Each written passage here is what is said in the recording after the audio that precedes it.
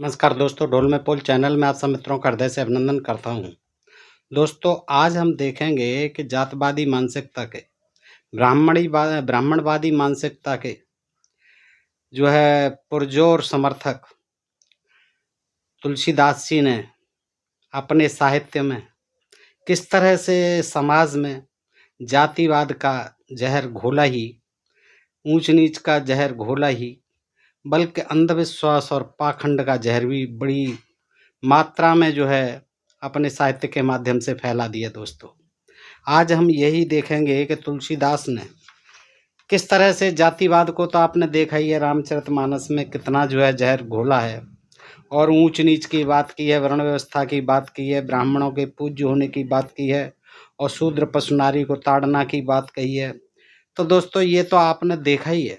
आज हम एक नया जो उनका विचार है जिसने कि समाज को गर्त में ढकेल दिया, तो आज हम उस पर विचार करेंगे कि उन्होंने अपने साहित्य में किस प्रकार ये जो तीर्थ स्थान जो बताए गए हैं, जिन्हें धर्म का अड्डा कहते हैं, लूट मार के अड्डे बन चुके हैं, उनका इतना महत्व बता दिया है अपने साहित्य में कि लोग जो है अंधविश्वासी और पाखंडी बनकर वहाँ जाते हैं, और वहाँ बैठे हुए तीर्थ स्थलों में बैठे हुए पंडित पुरोहित ब्राह्मण जो है उनको मूड़ने में कोई कमी नहीं छोड़ते हैं। तो दोस्तों, आज हम इसी प्रकरण को आपके सामने रखते हैं। संक्षेप में ही है, लेकिन जानकारी आपके संज्ञान में लाने लायक है, इसलिए मैं प्रयास करता हूं। दोस्तों, आइए देखते हैं, और आपसे अनुरोध करता हूं कि आप इस जानकारी को अवश्य हासिल करें, ताकि आपको एक जो नया दृष्टिकोण था समाज को अंधविश्वास में धकेलने का और पंडित पुरोहितों के जो है धंधे बढ़ाने का, बैठे बिठाए उनकी आजीविका चलाने का, तुलसीदास ने अपने साहित्य में किस तरह से वर्णन किया है। दोस्तों, ये जानकारी जो है आप देख करके चौंक जाएंगे। आइए देखते हैं कि देखिए, तुलसी के विचार केवल भारतीय संविधान को ही चुनौती नहीं है, बल्कि मानवीय अधिकारों के अंतर्राष्ट्रीय विधान को भी नकारते हैं। और यही नहीं कि वे विचार सिर्फ जन विरोधी हैं, बल्कि उतने ही घातक पूंजीवाद के लिए भी हैं। कारण यह कि ब्राह्मणवाद तो सामंतवाद का ही सांस्कृतिक रूप है। आप समझते होंगे दोस्तों, ब्राह्मणवाद क्या है? ये सामंतवाद का ही एक सांस्कृतिक है, संस्कृति के नाम पर थोपा गया ये सामंतवाद ही है। जो राजा महाराजाओं का, जो क्षत्रियों का होता था सामंतवाद, वही है ब्राह्मणों का ये सामंतवाद है, और कुछ नहीं। आज भी जो लोग इस प्रकार के विचारों वाले ग्रंथों का प्रचार प्रसार कर रहे हैं, अखंड पाठ हो रहे हैं, इनके रामचरितमानस का अखंड पाठ होता रहता है। ये जो प्रचार प्रसार चल रहा है, इन पुराणों का प्रचार प्रसार चल रहा है, जिनमें सिवाय गप्पों के कुछ नहीं है, लेकिन ब्राह्मणों की मान मर्यादा है, जगह जगह तीर्थ स्थानों का वर्णन है। तो आज हम इसी विचार पर जो है दोस्तों विचार करते हैं कि वे यही हैं जो इतिहास का रुख मोड़कर, ये वही लोग हैं जो इनका प्रचार प्रसार करके इतिहास का रुख मोड़कर पीछे की ओर 5,000 10,000 साल पीछे ले जाना चाहते हैं।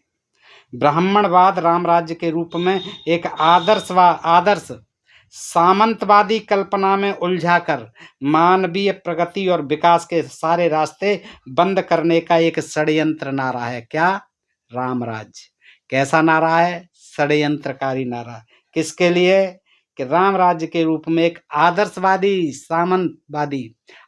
सामंतवादी कल्पना है, उसी को जो है स्थापित करने के लिए ये प्रचार प्रसार आज भी जारी है। इस नारे का विरोध भी आज कोई नया नहीं। किसका? ये रामराज का विरोध भी आज कोई नया नहीं शुरू हुआ, बल्कि 2500 वर्ष पूर्व गौतम बुद्ध ने भी इसी ब्राह्मणवाद या पुरोहितवाद को चुनौती दी थी, और वेद शास्त्रों की सत्ता को मानने से साफ इनकार कर दिया था। मगर वह चुनौती इसलिए उपयोगी सिद्ध न हो सकी क्योंकि बुद्धमत क्षत्रिय पुरोहितवाद का रूप ले बैठा। बुद्धमत भी क्या ले बैठा? क्षत्रिय पुरोहितवाद का रूप ले बैठा। वहां भी पुरोहितवाद प्रारंभ कर दिया क्षत्रियों ने। 2 मोर्चों पर एक साथ लड़ने के कारण वह विफल हुआ। एक मोर्चे पर तो उसे ब्राह्मण उच्च वर्ग के मुकाबले में क्षत्रिय उच्च वर्ग के हितों के लिए लड़ना पड़ा। क्षत्रिय उच्च वर्ग के हितों के लिए लड़ना पड़ा। किससे? ब्राह्मणवाद से। और दूसरी तरफ शूद्रों यानी दासों के विद्रोह शांत करने पड़े। उस समय जो है शूद्रों के भी बड़े विद्रोह होते थे, दासों के बड़े विद्रोह हुआ करते थे, उनको भी बुद्ध धर्म को संभालना पड़ा, दबाना पड़ा, देखना पड़ा। और इधर क्षत्रिय उच्च वर्ग के सिद्धांतों को भी, हितों को भी देखना पड़ा, उनके लिए भी लड़ाई लड़नी पड़ी। किससे? इस ब्राह्मण पुरोहितवाद से। ये दोनों मोर्चे परस्पर विरोधी थे। इसी अंतर विरोध ने बुद्ध मत को लंबी उम्र तक यहाँ जीने नहीं दिया। अब क्या होता है दोस्तों, आगे देखते हैं कि जो मध्य युग है, मध्य युग में जो है तमाम ये प्रयत्न किए गए ब्राह्मणवाद को पुनर्स्थापित करने के लिए। उसके लिए ये जो है धर्म ग्रंथ लिखे गए। इनमें पुराणों की जो है संख्या सर्वाधिक थी। तो अब यहाँ प्रश्न ये उठाया जा सकता है कि आखिर वह कौन सी छिपी हुई शक्ति थी जो सब ये करवा रही थी? वे कौन लोग थे जो ब्राह्मण पुरोहितवाद को फैला रहे थे? कौन लोग थे जो बुद्ध धर्म के समय, जब वो बुद्ध धर्म क्षीण होने लगा, उस समय ब्राह्मण पुरोहितवाद को कौन फैला रहा था? केवल ब्राह्मण जात के किए ही तो ये सब नहीं हो सकता था। केवल ब्राह्मणों के करने से ही पुरोहितवाद जो है सफल नहीं हो सकता था, क्योंकि ब्राह्मण के पास न तो धन था और न राजनीतिक सत्ता। और फिर यदि ब्राह्मण सिर्फ अपनी जाति को सर्वश्रेष्ठ सिद्ध करने वाले होते और केवल ब्राह्मणों के हितों को ध्यान में रखकर खुद अपने तौर पर ही प्रचार करते, तो राजनीतिक सत्ताधारी क्षत्रिय और सामंत उन्हें चींटियों की तरह कुचल कर रख सकते थे। यानी अपने अगर ब्राह्मणवाद का वो प्रचार प्रसार करते, अपने ही ब्राह्मण जाति का अगर वो सर्वथा जो अपना ही स्वार्थ देखते, तो उस समय के जो सामंत थे उन्हें चींटियों की तरह कुचल डालते। स्पष्ट है, इससे साफ होता है कि सारा का सारा ये धर्म साहित्य जो है रामायण, गीता, महाभारत और खास तौर से ये पौराणिक साहित्य लिखा नहीं गया बल्कि लिखवाया गया था। यह साहित्य अपने आप प्रचारित भी नहीं हुआ बल्कि प्रचारित करवाया गया था। अब आप देखिए दोस्तों, समझिए कि किस तरह से जो है ये इसकी स्थापना हुई, बुद्ध धर्म के बाद पुनर्स्थापना हुई, पुराण लिखवाए गए, ये सारे धर्म ग्रंथ जो है लिखवाए गए। किसने लिखवाए? किसने इसका प्रचार करवाया? इसलिए कि राजाओं और सामंतों के स्वार्थ इसी में निहित थे कि जनता को धोखे में रखा जाए। इसी में ही निहित थे किनके स्वार्थ? राजाओं के, सामंतों के, कि जनता को धर्म के नाम पर ऐसी घुट्टी पिला दी जाए कि जे पागल हो जाए। क्योंकि धर्म जो है एक अफीम की तरह है, उनको जो है मूर्ख बनाए रखो जनता को। इसलिए जो अंधाधुंध ये कह दिया गया कि लिखो लिखो लिखो, और ये बैठ बैठ करके लिख रहे ताकि जनता को धोखे में रखा जाए, सत्य पर अधिक से अधिक पर्दे डाले जाएं। व्यर्थ की बातें, असत्य बातें, काल्पनिक बातें, भ्रामक बातें, अविश्वसनीय बातें, अवैज्ञानिक बातें, तर्कहीन बातें सारी लिख डालो। राजाओं ने और सामंतों ने मध्य काल में कह दिया, और ज्ञान के नाम पर अज्ञान का अंधाधुंध प्रचार किया जाए। आप देखते ही है कैसा ज्ञान विज्ञान है, उल्टी सीधी बातें सभी। कहना न होगा कि यह सब तभी हो सकता था जब कि धार्मिक मान्यताओं को रूढ़ बनाया जाता। रूढ़वादी बना दो समाज को, रूढ़ियों पर चलता है, जो बता दिया वो चलता रहे, आंख बंद करके चलता रहे। ईश्वर का भय बढ़ा दिया जाए, और बढ़ा दिया गया। तमाम जो है स्वर्ग नरक और तमाम जो है भय भूत तमाम बना दिए गए। जबकि धार्मिक मान्यताओं को रूढ़ बनाया जाता, ईश्वर का भय बढ़ाया जाता, राजाओं के दैवी अधिकारों के प्रति जनता को आस्थावान बनाया। लिख दिया गया राजा जो है ईश्वर का दूसरा रूप है। जनता ईश्वर मानती थी, चाहे वो कितना ही अपराधी अत्याचारी क्यों न हो। सामंती जुल्मों को सहते चले जाने के लिए लोगों में तथा कथित किस्मत या भाग्य के प्रति विश्वास मजबूत किया गया। क्या कहा गया? कोई होए नृप हमें कहानी, दासी छोड़ होए नहीं रानी। तो क्या है कि ऐसी बातें कर्म के भरोसे, भाग्य के भरोसे, अरे हमारे तो कर्म में यही लिखा है, भूखे मर रहे हैं, नंगे मर रहे हैं, तो हमारे तो तकदीर में ऐसा ही लिखा है, भगवान ने हमारे तो विधि ब्रह्मा ने ऐसा ही लिख दिया, ये या फिर ये हमारे पुराने जन्मों का फल है जो हम शूद्र जाति में, नीची जाति में पैदा हुए। तो इस तरह की बातें जो है बड़ी भारी मात्रा में लिखी गई और उनको प्रचारित प्रसारित करवाया गया। किनके द्वारा? राजाओं और सामंतों के द्वारा। पैसे दिए गए लिखवाने के लिए।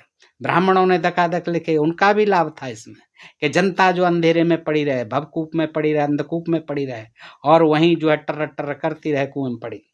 राजाओं के दैवी अधिकारों के प्रति जनता को आस्थावान बनाया गया। सामंती जुल्मों को सहते चले जाने के लोगों में तथाकथित किस्मत या भाग्य के प्रति विश्वास मजबूत किया गया। और सबसे बड़ी बात यह है कि यह सब खुद न कहकर दूसरी जाति के लोगों से के मुंह से कहलवाया जाता। आपने देखा है कहीं ब्रह्मा जी कह रहे हैं, कहीं विष्णु जी कह रहे हैं, कहीं कृष्ण जी कह रहे हैं, यही कथा कहानी व्यास जी कह रहे हैं, वैशंपायन जी कह रहे हैं। तमाम जो है तमाम ऋषि मुनि देवी देवता सब पार्वती जी से, शंकर जी कह रहे हैं, व्यास जी कह रहे हैं, भीष्म पितामह कह रहे हैं युधिष्ठिर से, ये सब जो है दूसरों से कहलवाया। कहीं किसी ये नहीं कि ये ब्राह्मण ने इस ब्राह्मण से कहा या इस ब्राह्मण ने, सूत जी महाराज जो ब्राह्मण थे ही नहीं, व्यास को भी कह देते वो ब्राह्मण नहीं थे। तो इसी तरह से जो दूसरों के मुख से कहलवाया गया। गीता भी ऐसे ही श्री कृष्ण के मुख से कहलवाई बताई है, लेकिन लिखी व्यास ने। तो इस प्रकार पुराणों को सामंती साजिश के दस्तावेज कहा जा सकता है। ये क्या है पुराण? जो 18 पुराण है और फिर 18 और पुराण लिखे गए हैं, ये क्या है? उसी समय के लिखे हुए हैं। सामंतवादी साजिश के ये दस्तावेज हैं, पुलंदे हैं कागजों के। और यह साजिश केवल भारत में नहीं बल्कि किसी न किसी कालावधि में विश्व के हर देश में हुई है। ऐतिहासिक विश्लेषण करते समय इस तथ्य से भी इनकार नहीं किया जा सकता कि कालांतर में संसार में पूंजीवाद ने उभरकर सबसे पहली चोट इसी साजिश पर की और मानव विकास की एक ऐतिहासिक कड़ी के रूप में नए युग का सूत्रपात किया। अब दोस्तों हम देखते हैं कि थोड़ी देर पहले हम अभी जो देख रहे हैं सामंती साजिश थी कि पुराणों को लिखवाया गया, तमाम धर्म ग्रंथों को लिखवाया गया, जनता को अंधविश्वासी और तकदीर के भरोसे, भाग्य भरोसे बैठने के लिए दैव दैव आलसी पुकारा कादर मन कर एक आधारा। तो ये जो है दैव दैव पुकारते रही, जनता जो अंधविश्वासी हो गई, पाखंडी हो गई। तो क्या हुआ कि ये जो है जो सामंती साजिश थी, उसी संदर्भ में हम देखते हैं कि जनता के दिमाग को क्या बना दिया? खोखला करने के लिए मध्य युग में व्यापक प्रचार के जो अड्डे स्थापित किए गए थे, अब ये लिख तो दिए, अब इनका प्रचार प्रसार तो भी कहीं से होना था। फिर उन प्रचार प्रसारों के अड्डे बनाए गए, कुछ जो है लोग वहां बिठा ले गए, प्रचारक प्रसारक, तो वो अड्डे बनाए गए। साहित्य यानी उन्हें प्रमाण सिद्ध करने के लिए, प्रामाणिक सिद्ध करने के लिए इन पुराण आदि को प्रचार साहित्य यानी पुराणों में उन अड्डों का प्रचार करवाया गया। इन्हीं में क्या प्रचार भी करवाया गया उन अड्डों का कि जहाँ जहाँ से इनका प्रचार प्रसार होना था, जहाँ कुछ बाबा बैठे हुए थे, कुछ पंडे बैठाल दिए, कुछ पुरोहित बैठाल दिए, तो वो अड्डे थे, उस समय अड्डे थे। और वहाँ पर से इनको पहुँचा दिया गया कि इनको पढ़ो। जनता तो अनपढ़ थी, जनता को तो पढ़ने का अधिकार ही था, कोई मतलब ही नहीं था, तो वो पढ़ने को अपने वहाँ बैठाल दिया गया। और बाद में नहीं क्या कहा गया? तीर्थ स्थानों की संज्ञा दी गई। इन्हीं पुराण आदि में जगह जगह भरे पड़े हैं, इनको फिर तीर्थ स्थल कह दिया गया, तीर्थ स्थान कहा गया। धीरे धीरे दोस्तों हम आते हैं मकसद की बात पर। तो क्या होता है कि चाहे जो पुराण उठा करके देख लो, इन तीर्थों की महिमा का बखान अवश्य मिलेगा, किसी भी में देखो भरे पड़े हैं। मगर तुलसी ने, अब तुलसीदास पर आ जाते हैं कि तुलसी ने प्रचार के ये सबसे आगे निकले इन प्रचार प्रसार में। तो तुलसी ने प्रचार के अड्डों की महत्ता प्रतिपादित करने में इन सब प्रचारकों से बढ़ चढ़ कर योगदान दिया, सबसे ऊपर पहुंचे ये। मानस में इन शब्दों पर तो जरा गौर कीजिए, क्या लिखा है इन्होंने कि आकर चार जीव जग अहि, काशी मरत परम पद लहि।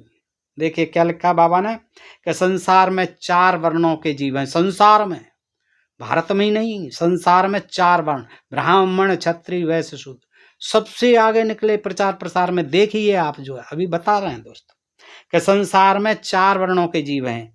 आकर 4 जीव जग अहि और काशी मरत परम पद लहही, यानी संसार में 4 वर्णों के जीव हैं और काशी में मरने से सभी परम गति को प्राप्त होते हैं।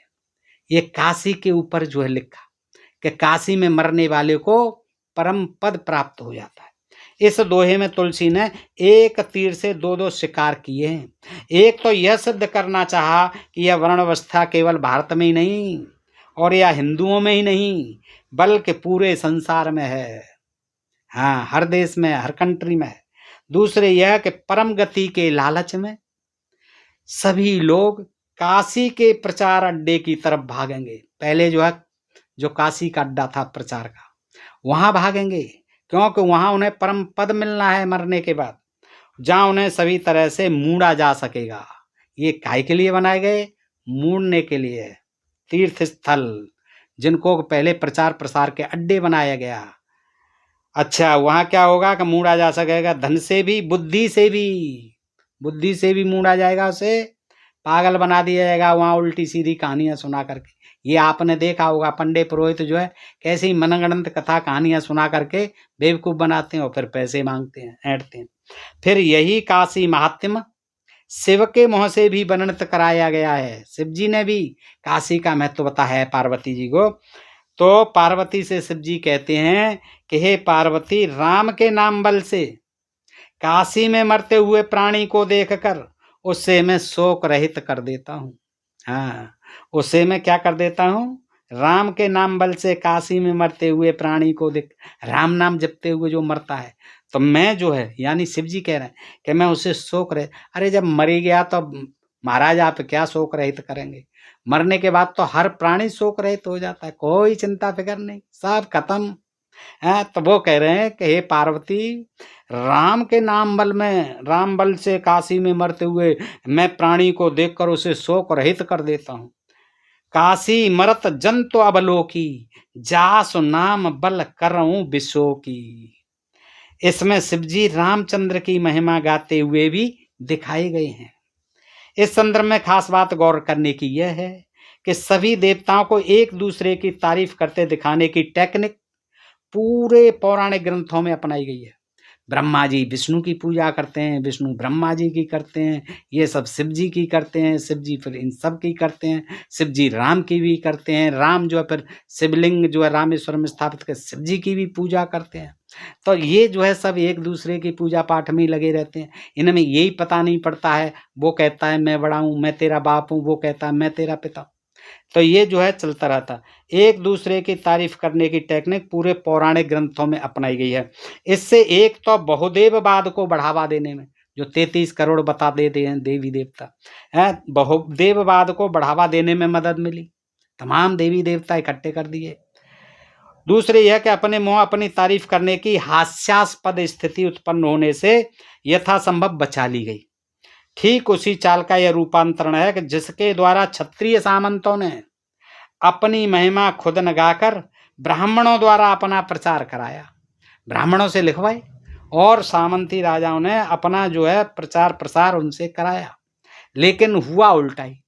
एक तरफ राम को भगवान बता दिया, क्षत्रिय भगवान थे राम, लेकिन ब्राह्मणों ने चतुराई से पैर उनसे और उनके पिताजी से, सीता से, दशरथ से, कौशल्या से, जनक पैर अब जगह जगह, रामचरितमानस में तुलसीदास ने जगह जगह अपने पैर पुजवाए। तो उन्होंने भाई लिखे, उन्होंने ब्राह्मणों ने लिखवाए सामंती राजाओं ने, लेकिन ब्राह्मणों ने चुपके से अपनी महिमा जो है ज्यादा लिख दी। तो उनको भगवान तो सिद्ध कर दिया कि भगवान है ये, लेकिन जनता की निगाह में ये भी सिद्ध कर दिया कि ये बेशक भगवान है, लेकिन ये ब्राह्मणों से बड़े नहीं है, तो क्षत्रिय। ब्राह्मणों के पैर इन्हें पूजने ही पूजने। गुरु वशिष्ठ आदि जो थे उनके ब्राह्मण ही थे सभी गुरु। तो क्या हुआ कि ठीक उसी चाल का यह रूपांतरण है कि जिसके द्वारा क्षत्रिय सामंतों ने अपनी महिमा खुद न गाकर ब्राह्मणों द्वारा अपना प्रचार कराया, और ब्राह्मणों ने भी यथासंभव अपनी तारीफ अपने ग्रंथों के क्षत्रिय पात्रों द्वारा ही कराई है। दोस्तों वही बात आ गई, क्षत्रिय पात्रों से, जैसे राम है, जैसे कृष्ण है। अब कृष्ण से भी अपने पैर पुजवाए जगह जगह, और कहने को जनता को कह दिया ये भगवान है, ठीक है, उनको कह दिया क्षत्रिय भगवान है, उनको कह दिया ये यादव भगवान है, लेकिन पैर अपने पुजवाए, क्योंकि लिखने वाले तो यही थे। चतुराई से इन्होंने जो है अपनी महिमा उनसे जो है पुजवा लिए अपने पैर, अपनी महिमा बढ़ा दी उसमें। फिर इन ग्रंथों को भी स्वरचित न कहकर दैवीय ग्रंथ घोषित करने के पीछे भी उनका यही प्रचार हथकंडा था। वेदों को कह दिया ये ईश्वरीकृत है, लिखे नहीं ने ऋषि मुनियों ने, सब नाम है उनके बाकायदा, छंद हैं, देवताओं के नाम है, सब कुछ है। तो रामचंद्र जी गणेश जी और शिव जी का नाम जप कर तथा गंगा जी को सिर नवा कर ही बढ़ते हुए दिखाए गए हैं। जब जंगल में गए हैं, वन को गए, तब गणपति से वसुमेर प्रभु नाई सुरसरे मात, सुरसरी की पूजा की गंगा जी की, एक एक तीर्थ की। अब देखिए कैसे महिमा बखानते हैं तुलसीदास जी ने, कि एक एक तीर्थ की महिमा बखानने में कई कई पन्ने रंगे गए हैं। अयोध्या कांड में गंगा नदी और प्रयाग तीर्थ की तारीफ में दर्जनों चौपाइयां और दोहे लिखे गए हैं।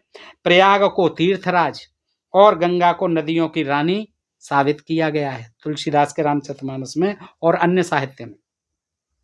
वन को जाते समय जिस जगह से राम ने गंगा पार की थी, उस जगह पर भरत द्वारा प्रणाम करवाकर उसे भी राम घाट नामक तीर्थ घोषित कर दिया। राम घाट कह कीन प्रणाम, क्या कर दिया?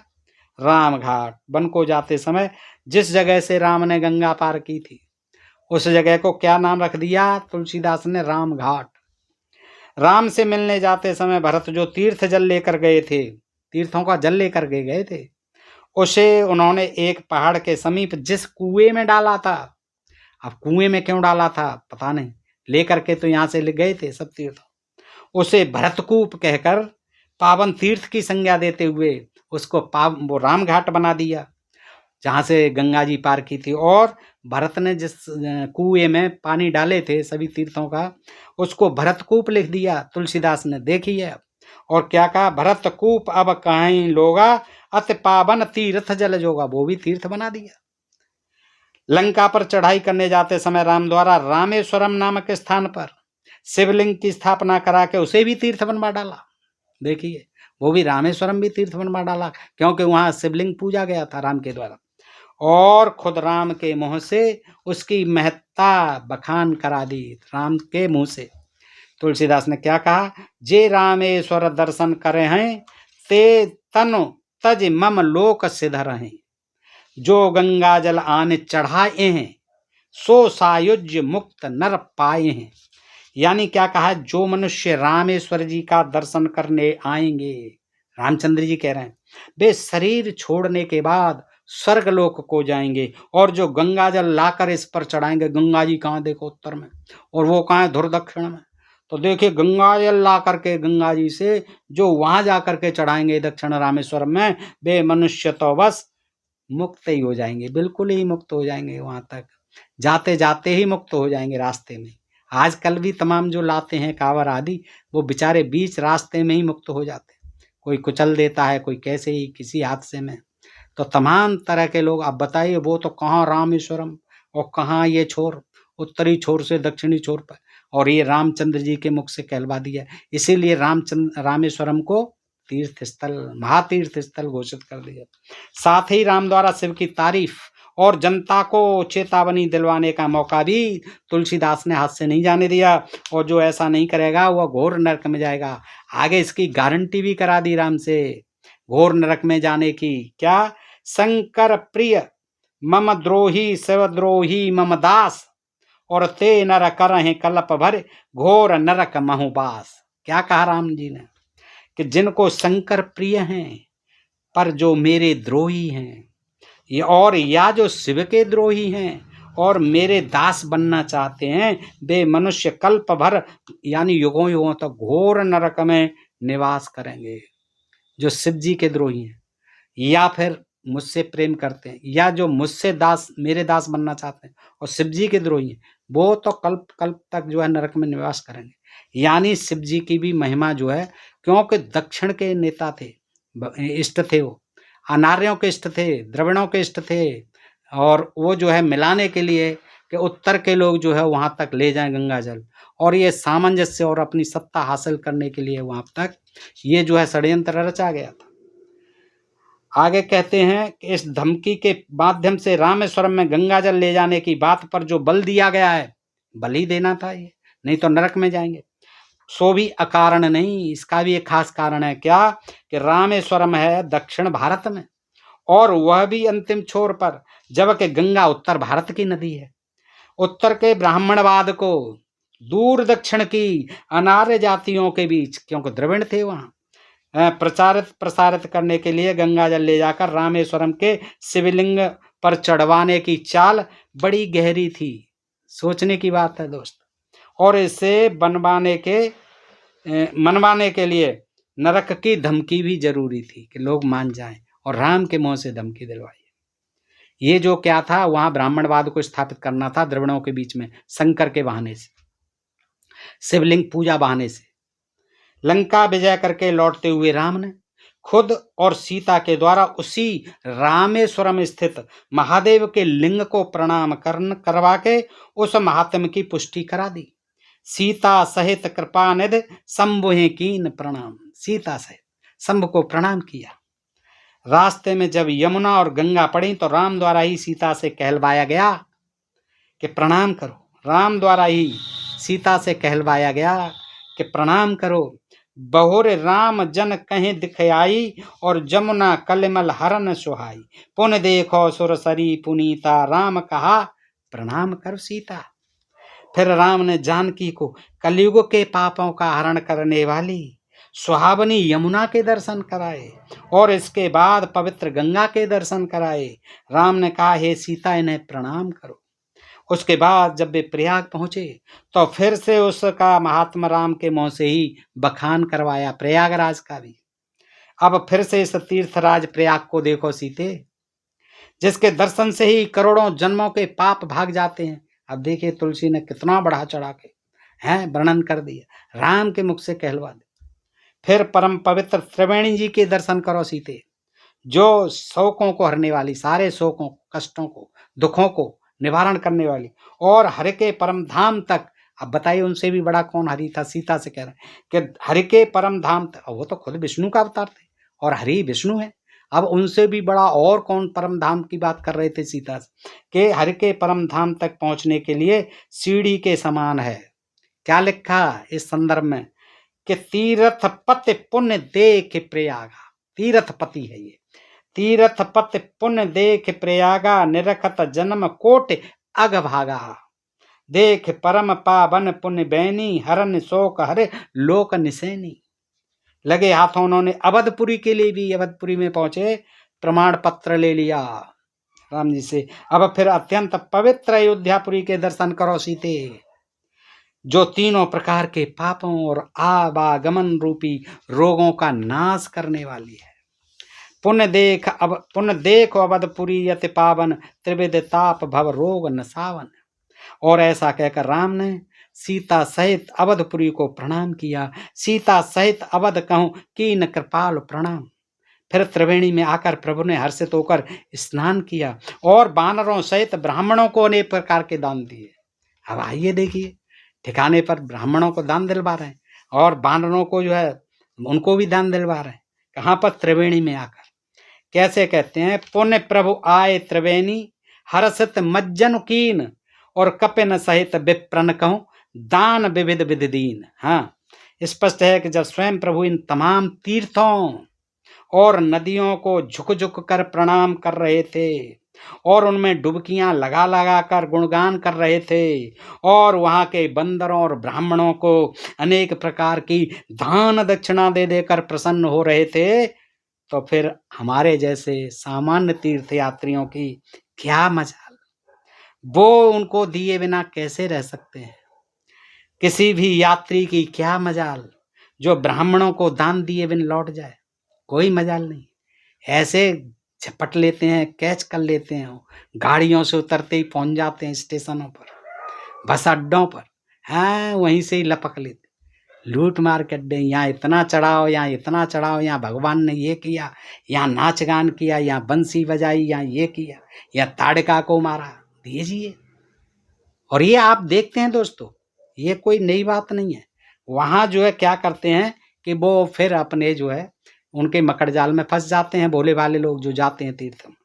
इन सारे कर्मकांड का मकसद यह था कि साधारण जनता को अंधविश्वासों में घेर कर तुलसीदास जैसे साहित्यकारों का है। उनको जो है क्या था कि साधारण जनता को अंधविश्वासों में घेर कर और भय दिखाकर काबू में रखा जा सके, ताकि क्षत्रिय राजा और सामंत निर्भय होकर हुकूमत करते रह सकें। हाँ, राजा आज भी यही हो रहा है, धर्म में उलझाए रहो, हिंदू मुस्लिम में हैं, राम मंदिर में, मस्जिद में, इनको उलझाए रहो।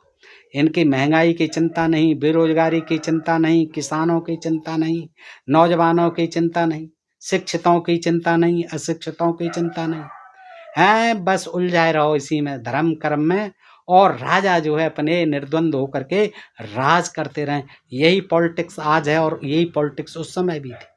तो यही जो है इन साहित्यकारों ने किया, तुलसीदास जैसे ने, के अंधविश्वासों में घेर लिया, उलझा दिया, और तमाम नरक और स्वर्ग के भय दिखाकर, तमाम जो उसके लालच देकर मुक्ति के और मोक्ष के, ताकि क्षत्रिय राजा और सामंत निर्भय होकर हुकूमत करते रहें, ब्राह्मणों को हलवा पूरी उपलब्ध होती रहे और उनकी पुरोहिताई भी कायम रहे। इधर राजाओं से भी लेना, इधर भक्तों से भी लेना, सब जगह से लूटा पाटी करनी।